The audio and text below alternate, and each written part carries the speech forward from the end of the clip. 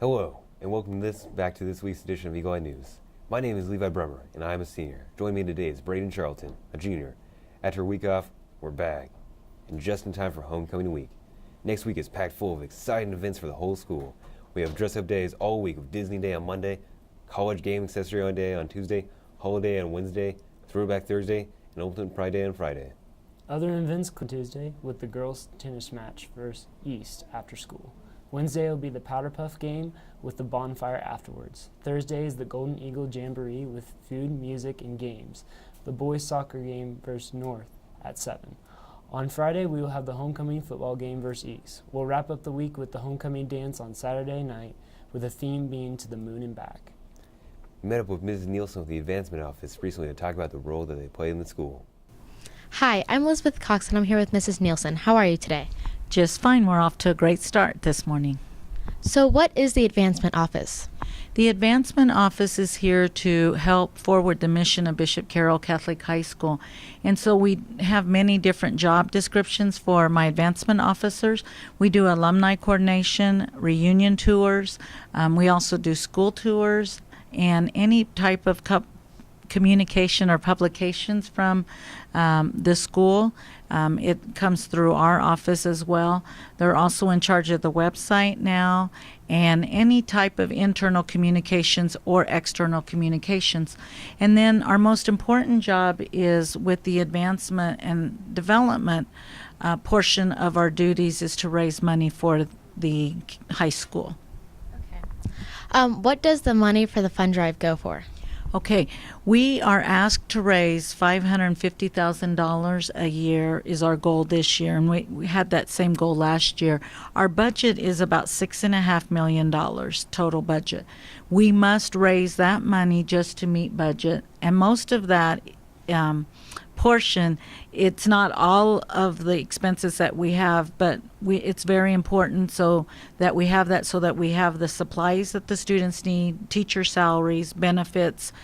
It's one big portion of that.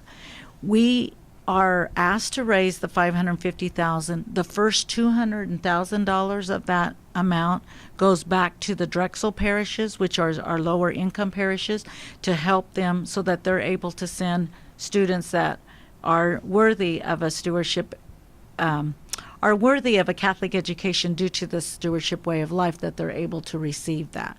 So that is our main goal. And then we're also in charge with that. We also want to coordinate all fundraising activities for the school to make sure that we all have the same mission of moving the school forward, and that we're all on the same page, and that we're being good stewards of the gifts that we have been given. And how much money, other than what the students raise, do we have to pay for our funds?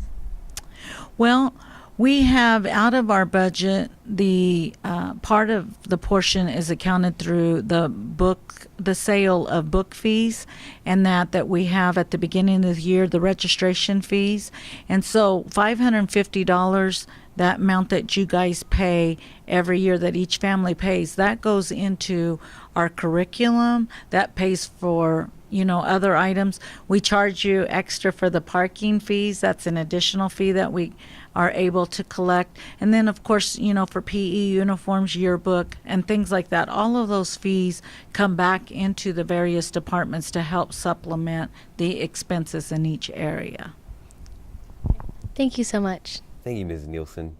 Student Fund Drive starts next week. We were able to catch up with a member of the leadership team to talk about it.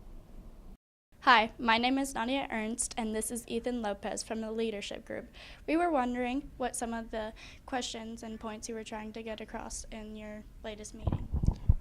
Today, basically, we were talking to the students about why we do this annual student fund drive, and the advancement office has asked me $500,000 as a goal, and we're asked to help them with that goal. And we're asked to make about $2,500 as a student body, and that sums up to be about $2 per student.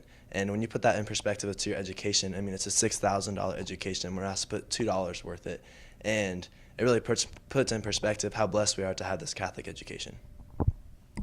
Thank you, Ethan. Now it's time for our Club of the Week segment.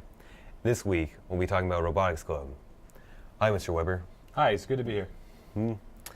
Can Can you tell us briefly about what Robotics Club does? Yeah, absolutely. So Robotics Club, it's a club that we just started last year, and basically what we do is we have to design and build a robot. We've got about 6 weeks to take PVC pipe, plywood, fasteners, and then motors and servos and turn it into something that can lift, move, drive, that kind of thing on a robotics course.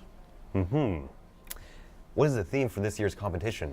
So this year's called Bet the Farm. It's a farming theme competition. It's actually organized by Best Hub here in Kansas, so that's why it's got the farming theme. But it's basically the same as it's been in the past. This year we're moving fake wheat and fake lettuce and fake seeds. Last year we're moving fake minerals, so it's always kind of a similar idea. This just has the farming theme this year. How do you think Bishop Carroll will match up in this year's competition? Well, I think we can do pretty well. Last year, it was a first-year team. We got 7th place before the semifinal round, or 4th place before the semifinal rounds, and we ended up in 7th overall out of 31 teams. So if we can continue that success, I think we'll do really well. Thank you, Mr. Whipper. For more information on Robotics Club and to watch them advance through this year's competition, you can follow us at RoboticsBC on Twitter. All right, thanks a lot. This Tuesday, we are honored to have Father Larry Richards speak to the student body about how to be a saint. His message was to pray and to love. We'd like to thank Father for speaking to us and wish him luck in the future. We also had the annual Pastors' Day Mass this Thursday with over 20 pastors attending. We are grateful for all the priests that were able to come celebrate with us. In honor of 9/11, we asked a few teachers where they were that day.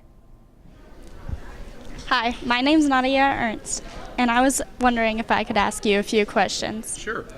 Well, during 9/11, what were you doing when the attacks occurred? We were in the middle of class, and at that time we all had TVs in the room, and for the first time in 30 years of teaching, I stopped, we turned on the televisions, and all of my classes for the rest of the day watched that coverage. I was also a boys' head soccer coach at that time, and we were on the phone back and forth to decide if we were going to play games. And the city decided we would play that day, so we played West High School that afternoon, but started with a prayer.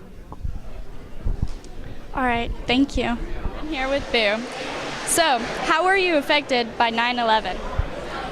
Well, it was a really sad situation. The whole deal, of course, was sad. I had been to the World Trade Center many times. When I go to New York, I go up to watch shows and stuff, and I would always go over to the World Trade Center because it had so many interesting places to see. I could get half-price tickets there for the shows, and I generally went over there and did some shopping. They had a mall underneath that you could do shopping, and they had restaurants that represented almost all nationalities, so it was a neat place to find a nice lunch. And so it was really sad to see that happen, and of course the huge loss of life. It was just terrible. All right, where were you during the attacks? Well, actually I was here at school, and I was coaching debate then, and our debate topic was weapons of mass destruction. And when my kids came in for debate that afternoon, we said, who knew that a jet plane would be a weapon of mass destruction? Because by then the towers had fallen and, so many people had been killed. So, yeah, I was here at school and they told us about it. All right, thank you. Here's Ollie with sports. In sports news, the football team has a current record of 1-1 with our recent win over Salina South to balance out our first game loss against Northwest. Cross country was also off to a rocky start but is getting much better with a third-place finish over Mays after losing to them in the Carroll Invitational. The volleyball team has a current record of 8-2 with their double wins on Wednesday night. Back to you, Levi. In election news, Clinton tops Trump 46% to 41% in the new survey, with Libertarian Gary Johnson standing at 9% among likely voters in this poll, and the Green Party's Jill Stein at 2%. And that concludes this week's edition of Eagle Eye News. Thank you for joining us, and we hope to see you next week.